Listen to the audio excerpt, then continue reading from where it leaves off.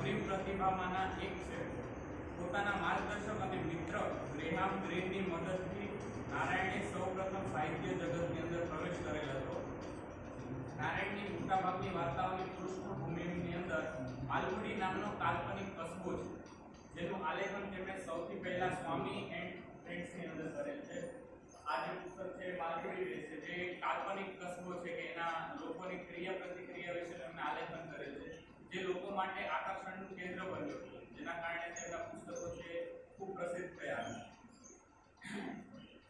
માલગુડી અને તેના રહેવાસીઓના કારણે તેમને શ્રેષ્ઠ નવલકથાકાર તરીકે પણ જાણીતા થયા હતા.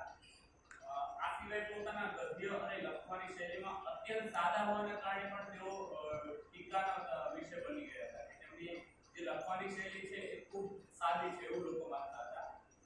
આ સિવાય તેમની કારકિર્દીના અંત ભાગમાં સાહિત્યમાં તેમના યોગદાન બદલ તેમને રાજ્યસભામાં 1989 થી શરૂ થતું જે રાજ્યસભાનું સત્ર હતું કે જેમાં રાષ્ટ્રપતિ છે એ કોઈ પણ સાહિત્ય, રમતગમત ક્ષેત્રે કે અન્ય ક્ષેત્રે જે ખૂબ પ્રસિદ્ધિ મેળવે તેમને પોતાના અંગત પ્રભાવ દ્વારા જે છે રાજ્યસભાની અંદર સભ્ય તરીકે ચૂંટી શકે. એમાં આર.કે. નારાયણ છે એ સંસદ સભ્ય તરીકે પણ ચૂંટવામાં આવ્યા.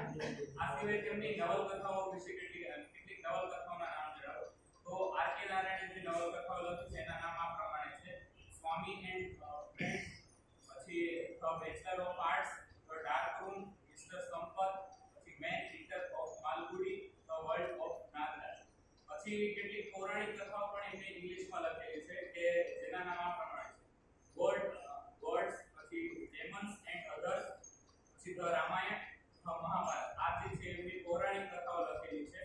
આ સિવાય વાત કરીએ તો એમને જે છે કેટલીક ટૂંકી વાર્તાઓ પણ લખેલી છે કે જેમાં માલગુડી ડેઝ, પછી લોલી રોડ એન્ડ અધર સ્ટોરીઝ, પછી હોર્સ એન્ડ ગોડ્સ, પછી under the banyan tree and other stories. આવી કેટલીક ટૂંકી વાર્તાઓ પણ લખી છે કે જે ખૂબ લોકોમાં પ્રસિદ્ધ થયેલ છે.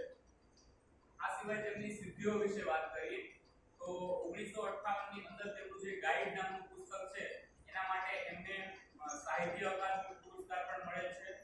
પછી આ ગાઈડ પુસ્તક પરથી તે એક ફિલ્મ પણ બનેલ છે કે જેના માટે એમને ફિલ્મફેર એવોર્ડ પણ મળેલ છે. ત્યારબાદ વાત કરીએ કે 1980 ની અંદર રોયલ સોસાયટી ઓફ લિટરેચર તરફથી એમને એસી બેન્સન પદક પણ મળેલ છે. તથા ભારતનું દ્વિતીય સન્માન છે, જે ઉચ્ચતમ નાગરિક સન્માન છે એવું પદ્મ વિભૂષણ પણ આર.કે. નારાયણને પ્રાપ્ત થયેલ છે. પછી આ સિવાય વાત કરીએ કે દુનિયાનું સૌથી ઉચ્ચતમ